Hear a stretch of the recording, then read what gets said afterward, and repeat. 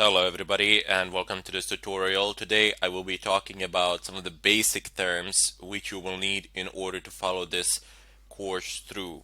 So first off, you have three main categories of people. There are white hat hackers, gray hat hackers, and black hat hackers. Uh, Everything that we will be doing falls into this category here. So white hats. Those are people whose activities are within the confines of the law. There are people such as pen testers, ethical hackers, people like you and me, and so on. Then you have gray hat hackers whose activities are bordering between legal and illegal. It's a bit of a shady area there. In addition to that, you have the most known category, which is black hat hackers. And usually, and unfortunately, every time somebody hears the term hacking, it is associated with people from black hat world.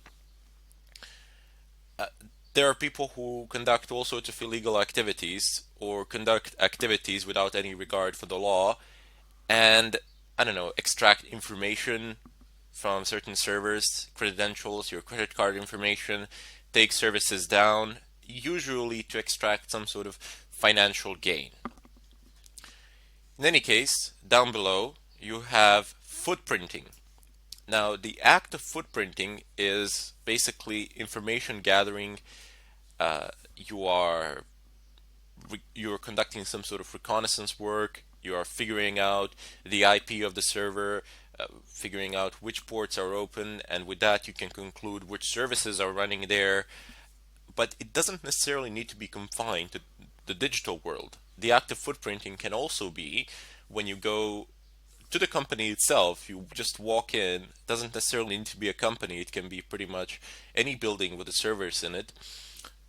And you have a look around. You try to gather some information there on site, or you go and you dig to their trash cans. Go behind the building, jump into those trash containers, and get some information from there. Also, people have been known to go onto parking lots to see who the employees are, who works there, all sorts of things.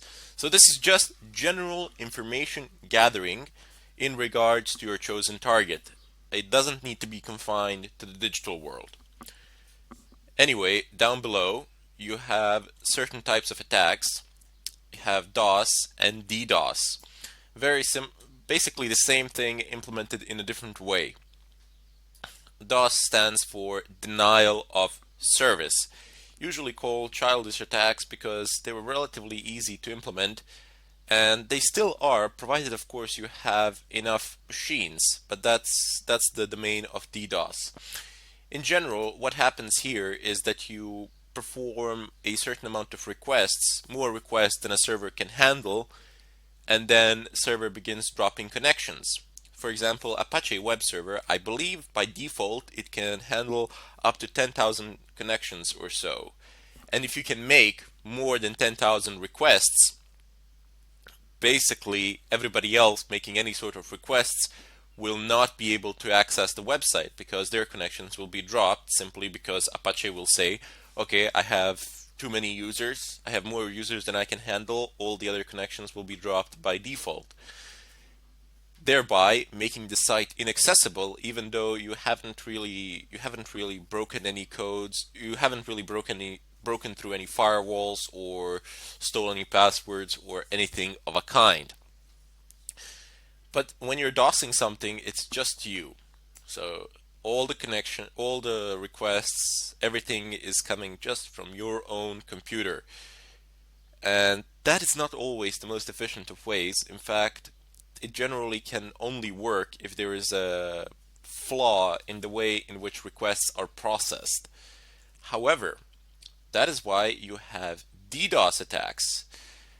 When you have multiple computers, multiple connections, and they are all making simultaneous requests to a certain server, and this is really difficult to fight off. I mean, you really need to have a clever configuration of your firewall, and you need to have quite a good firewall as well. Usually you would need a physical one to prevent these sort of DDoS attacks, and by physical I mean a router firewall or something of a kind. This is quite difficult to, it's not difficult to actually do the attack itself, as it is difficult to make the necessary preparations. First of all, you need to go about infecting other devices which you will enslave and use in order to perform this sort of an attack. This is the hard part. The DDoS part is quite easy compared to that. For that, in order for you to infect other computers, you need two things. You need RATs, remote administration tools, and you need to make them fully undetectable. That is what the term FUD stands for. So it just means that they cannot be detected by antiviruses, or more precise term would be that they are not labeled as something malicious by antivirus programs.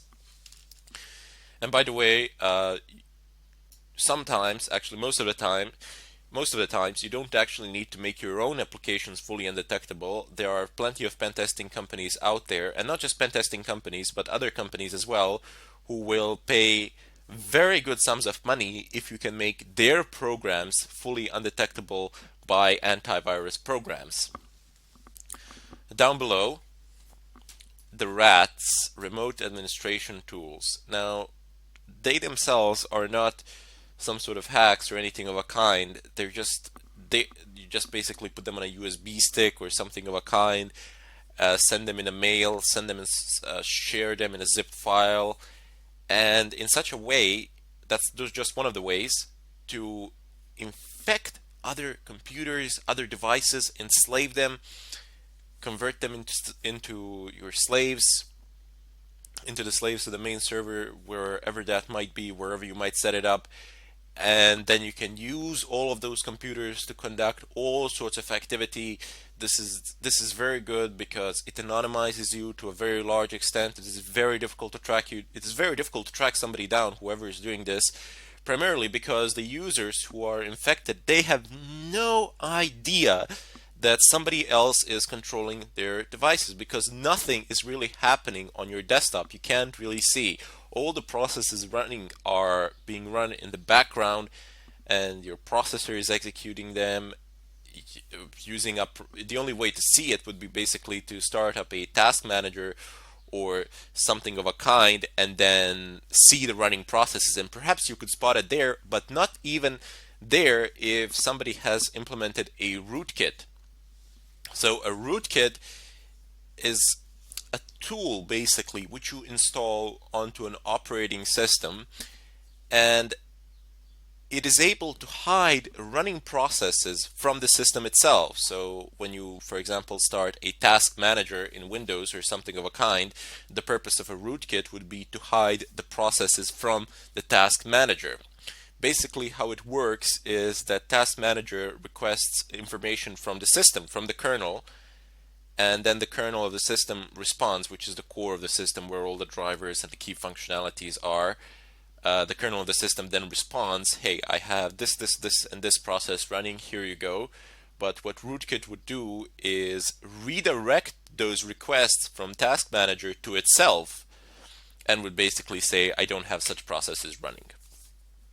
So very, very dangerous and potent combinations here that we will use later on as we progress through this tutorial, but for the time being, I just wanted to give a bit of an introduction to it and give you an idea of what we shall be doing through some of these basic terms and concepts. Next up, we have phishing attacks. Now, phishing attacks are basically when you apply some sort of bait, somebody bites it, and then you pull on it. Simple as that, right? As the same way you do phishing. Well, not quite. Phishing attacks would be when you get an email from someone, and there's a link in it. You click on it, and it throws you somewhere, onto some website. It perhaps looks like something legit. It perhaps looks like a website that you are using or something of a kind, but it is not. And you pass in your credentials, and that can be a problem.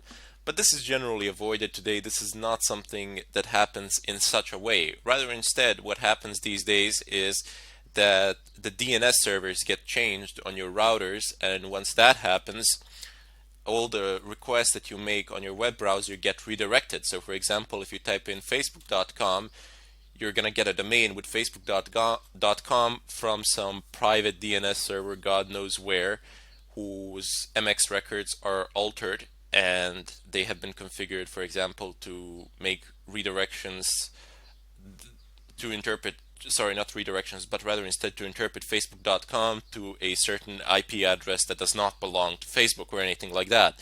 So you open up your Facebook, it looks exactly the same. There is no way to tell because in the upper left corner of the screen you have the domain name written. It's www.facebook.com, and basically provide in login credentials. Once you do that, they're gone. Somebody has them. One of the ways to detect this, even though it's very, I mean, it's not hard, but nobody really pays any attention to it. In the upper left corner, you might check whether the protocol is HTTPS instead of HTTP. Because usually if these kind of attacks are conducted, it's not going to be HTTPS, as that is a lot harder to implement. But if it is HTTPS, there really wouldn't be any legit way of figuring it out other than actually checking the keys, checking the certificates, and nobody actually does that. I mean, well, maybe not nobody, but 99% of users out there are not going to bother to go about conducting such checks. Anyway, I know it sounds a bit complex, but believe me, I will explain this in great details. I will give you several demonstrations, and by the end of this course you will understand and know how to do this with great ease. It will not present a significant obstacle in your line of work. Excellent. Now that we have approximately half of these terms out of our way, I will continue to deal with them in the follow-up tutorial, and I sincerely hope to see you all there.